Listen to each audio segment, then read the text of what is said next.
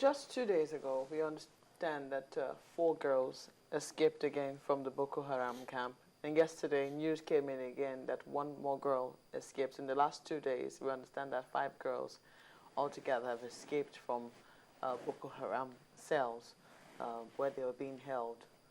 Do you think that given that kind of information, it's very possible that the girls are in this country and the military does know what it means when it says that they know where they are, but they cannot, they cannot go there with force? Also, bearing in mind that the governor of Borno State also said that they have a very strong feeling or a very strong, inkling as to where the girls could be. Well, if you follow the trend of events in respect of this abduction, it's difficult, Margaret, to accept which version of these various stories can be true. Somebody has come up to give a theory that, look, all this abduction thing is just a theory on the part of government to introduce violence to stop the 2015 elections, to say that the government is actually shielding Chekau and that they were the one that orchestrated this. WAEC maintained that they insisted that exams will not hold in that school, and they gave the government of Borno State a mandate to close down and suspend the examinations, and that written undertakings were given that security will be provided. Amnesty International said that 4 hours before the invasion, Nigerian military had information that the Boko Haram set were coming to attack them. What I'm saying is that we are not concerned about whether you have located the spot where they are kept, whether you are going to use one particular strategy to get them out. It could be by force, it could be by negotiation.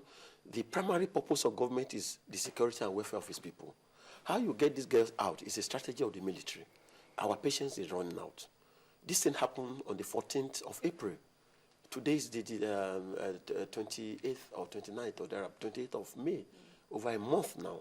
So I think that looking at the stories we hear and the capacity of the Boko Haram to unleash violence on its victims, we're talking about teenagers.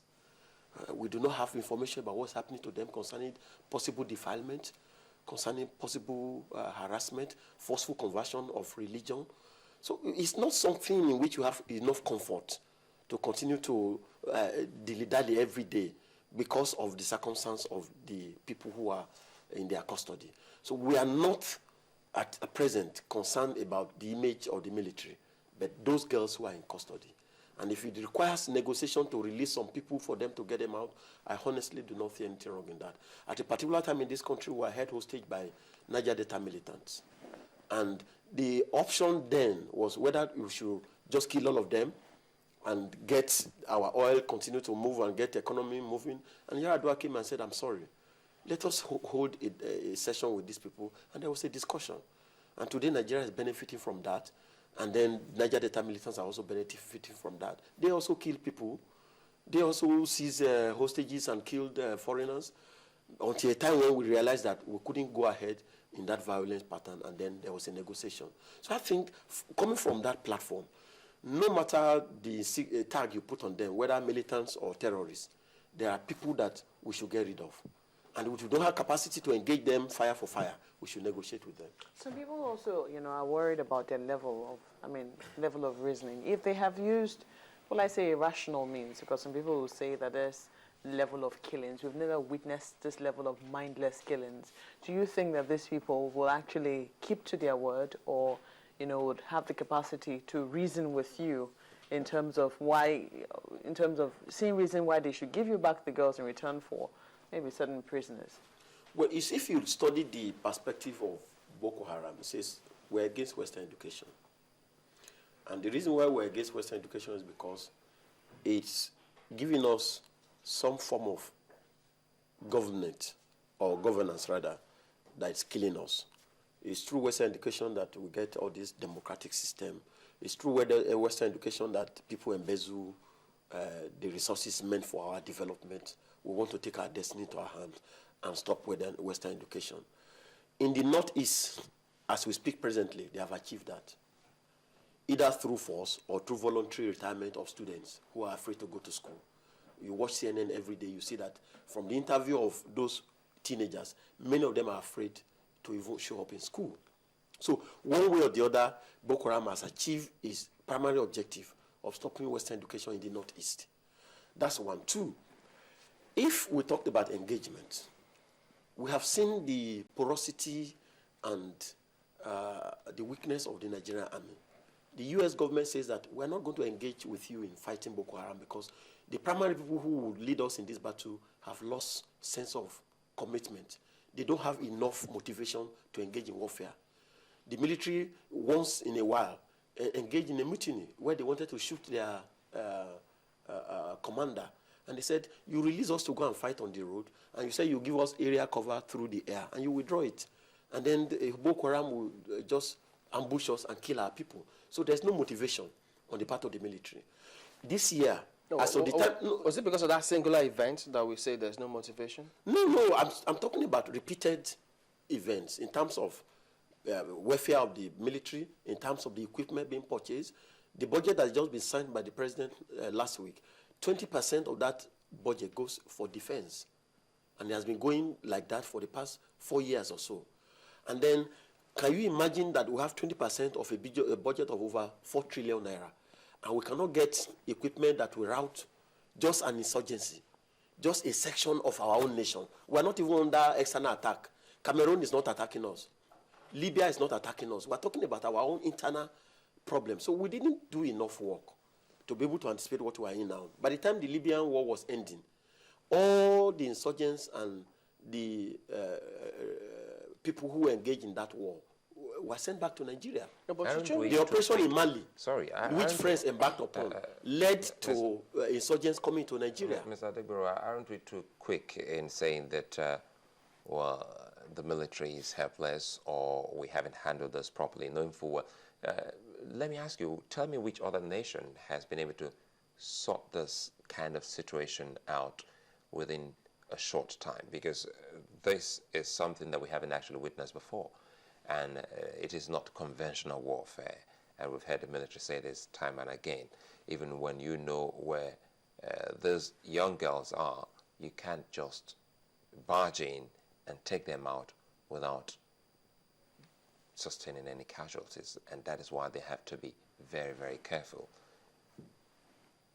Aren't we too quick in saying that our military are demoralized or helpless in this particular situation?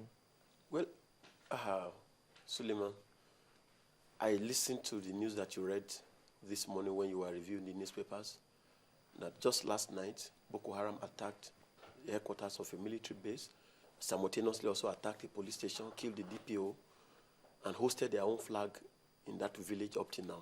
But there's no resistance. There were allegations, as Tribune put it. Yeah. At the end of it, said, as alleged. Well, I'm saying that from what we receive from the Northeast, these attacks are real in terms of the casualty figures on the part of the military. They are real. I do not say that we should take force to rescue the girls. I believe in negotiation, because I'm seeing it that it should not lead us into losing a single one of them. So if releasing members of Boko Haram who are in custody will bring the girls out, please go ahead and release them. What about the consequence of releasing? Well, we started it, and that's the point I'm making. We started it somewhere. If we end this Boko Haram today, we will start with kidnappers tomorrow. Because the man in Delta State who was caught recently had released a video to say, look, give me amnesty. There was a campaign that kidnappers should also be given amnesty. And there was a lawyer whose name I can't mention, who has actually advocated, a senior advocate, that kidnappers should be given amnesty. So we started with Niger Delta militants, amnesty came. We are now on Boko Haram, amnesty will come. We will get to a time when armed robbers will ask for amnesty. So once we do not have the capacity to set the foundation right, every other thing will continue to fall apart. Isn't that what the government is trying to prevent? Because you're already referring to it as that, even though people say that there are two very different circumstances and two very different things. Can we really say that we're sitting to negotiate with a group that says they don't want Western education, when even everything that they say they don't want, they seem to embody it? For instance, the clothes they wear, the videos, the method they even choose to use. The military weapons. The military weapons they use as well. Can we really trust such a group that says they do not want Western education, yet use everything that education has brought? Well, we trusted those who wanted resource control. I mean, they said we wanted 100% of Isn't our that, resources. but isn't that a legitimate demand? I mean, if you look at what they are asking for, some people will say that at least it's something that they're making a case for something that is on their land. Can we really say same for some other people who want the right of others to be trampled upon? If you want Western education, I believe it's a right that people should be able to exercise if they want it. Yeah, you know, the Yorubas have an adage and says, when a tsetse fly has speculated on your scrotum, you be careful how you kill it. Because in killing the tsetse fly, you must be careful not to also harm your organ. That's the situation of the Boko Haram thing, as I see it. They are legitimate, the legitimacy of their demand may just be a camouflage to continue to instill violence on our people. Is your demand legitimate? Oh, well, that is not for me to determine. We have this theory that there are people who are sponsoring them for one purpose or the other. Because I can't see Shekau be in a position to continue to run riots every day with armored personnel, with convoys, even at times with sophisticated weapons. There are people who are sponsoring them. So maybe the demands are just a camouflage. They are just undercurrents of a greater political scenario that we are yet to unravel. But let us that take may not be true.